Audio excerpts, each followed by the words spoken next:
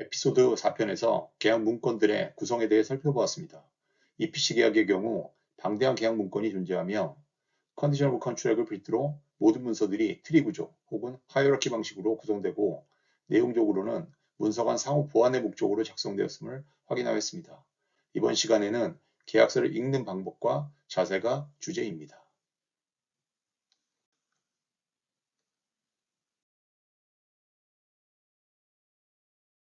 계약서를 살펴보기 위해서는 적당한 계약서를 먼저 선정해야 할 텐데요. 스위스 제네바에 메인 오피스를 두고 있는 피딕이라는 단체가 있습니다. 단체 이름이 불어이고 영어로는 International Federation of Consulting Engineer로서 컨설팅 엔지니어들의 국제연맹 정도로 해석할 수 있겠습니다. 컨설팅 엔지니어가 다소 생소한 직업이긴 합니다. 굳이 해석을 하자면 자문역 정도이고 대한민국 기업에서 조직의 시니어들이나 팀장들이 역할을 나누어서 하기도 하지만 잡 타이틀로서 자주 사용하고 있는 용어는 아니죠. 본론으로 돌아가서 인터내셔널 페더레이션 오브 컨설팅 엔지니어라는 조직은 제조업이 아닌 EPC와 같은 프로젝트 산업에서 계약적 표준을 제안하는 국제연맹으로서 그 역사가 100년을 훌쩍 넘겼고 특히 세계은행 혹은 개발은행의 자본으로 진행되는 프로젝트에서는 피딕에서 발행하는 계약서를 계약자 간 표준계약서로 사용하여 그 위상이 높아지고 있습니다. NEC와 같이 유사한 서비스를 제공하는 또 다른 단체도 있으며 별도의 에피소드를 통해 표준계약서에 대한 소개도 진행해 볼 예정입니다.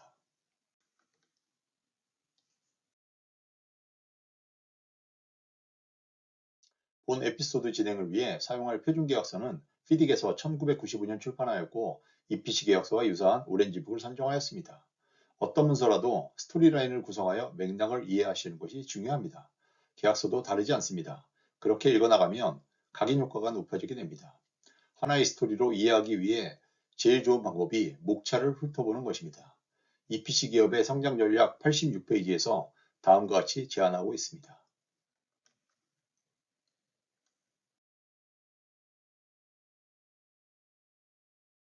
계약서 구성은 계약 당사자 간 공통의 목표인 프로젝트를 완성하기 위한 서사를 담고 있다. 따라서 계약서 본문을 보기 전 목차를 통해 계약서의 구성적 특징과 더불어 EPC 계약서를 하나의 스토리라인으로 이해하려는 노력이 필요하다. 이러한 방식을 통해 계약서를 숙독하면 협상이나 계약 관리를 수행함에 있어 서로 다른 조항들 간 맥락을 이해하고 자연스럽게 연결지어 해석할 수 있는 능력에 도움이 된다. 라고 제안하고 있습니다. 목차는 외우는 게 제일 좋습니다.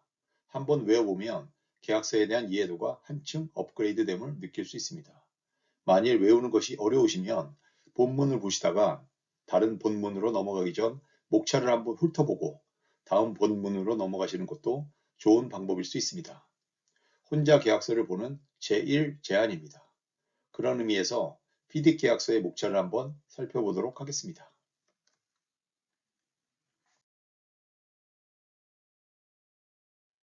보시는 바와 같이 목차만 4페이지에 걸쳐 20개의 큰 제목을 확인할 수 있습니다.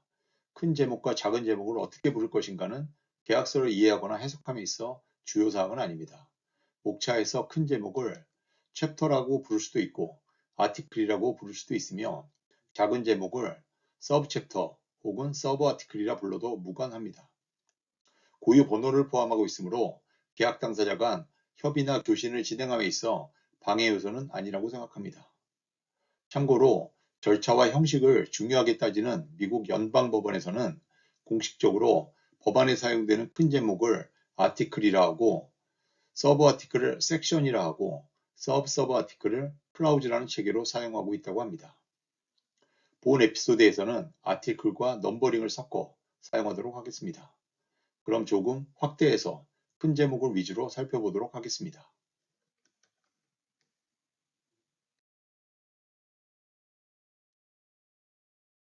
아티클 1의 제목이 더 컨트랙으로 본 계약의 목표와 구체적인 목적물이 명시되어 있습니다. 따라서 발주처의 권한은 해당 목적물을 완성하기 위해 필요한 서비스로 그 범위를 제한하고 있으며 계약 수행의 주체인 EPC 기업의 의무와 책임 또한 마찬가지인 것입니다. 이해를 돕기 위해 본문 중 1.1.6.6강의 내용을 캡처하였습니다.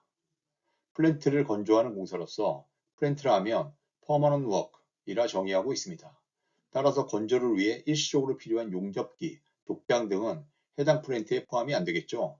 따라서 프로젝트 인도는 해당 퍼머넌트 웍을 인도하는 것으로서 건조를 위해 일시적으로 설치되었던 템포러리 장비들은 모두 철거가 요구되는 것입니다. 또한 플랜트를 구성하는 요소로서 세 가지를 언급하고 있습니다. 머시너리, 즉 기계 장비죠. 아파라투스, 장비의 운전을 위해 필요한 장치들입니다. 그리고 서플라이 온리 아이템, 설치가 되는 것은 아니지만 별도로 제공하는 항목들을 포함하고 있습니다. 그 항목은 특히 발주처가 제공하는 것이 아니고 컨트랙터, 즉 건조자가 제공하는 것으로 제한하고 있습니다. 짧은 문장에도 많은 정보를 확인할 수 있지만 완벽하진 않죠. 그래서 계약서 내 다른 문서, 즉 첨부나 부속 서류를 통해 플랜트에 대한 추가 설명이 제공되는 것입니다. 다음으로 아티클 1.3항을 살펴보겠습니다.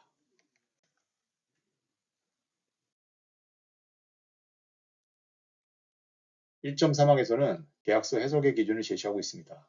가장 중요한 부분은 where the context require입니다.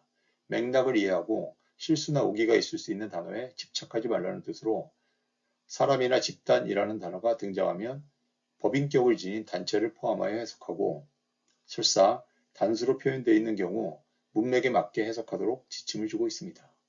가령 A welding machine shall be prepared 라고 계약서 어딘가에 적시되어 있다고 한 대의 용접기만 준비해서는 안 되겠죠. 프로젝트 수행에 필요한 충분한 용접기가 준비되어야 할 것입니다. 또한 1.6항은 에피소드 4에서 이미 Order of Precedence라는 제목으로 살펴본 바 있는 내용으로 본 표준계약서에서는 Priority of Document라는 제목으로 방대한 계약 문서 중 혹시라도 문서 간 불일치 항목이 발견되는 경우 아래의 순서대로 해석해야 함을 규정하고 있습니다. 예시에도 계약서의 모든 문건들은 본래 상호 보완적이라는 특징을 설명하고 그럼에도 불구하고 ambiguity 혹은 discrepancy가 확인되는 경우 문서를 해석하는 우선순위를 정해놓고 있습니다. 물론 계약마다 해당 조건들을 달리하여 합의할 수 있습니다. 금일은 아티클 1의 내용을 살펴보았고요. 아티클 2부터 다음 에피소드를 통해 소개하도록 하겠습니다. 지금까지 직장인의 전문성을 사회적 가치로 만들어가는 제2의 직장 운영자이며 EPC 기업의 성장 전략의 저자 전병민이었습니다. 감사합니다.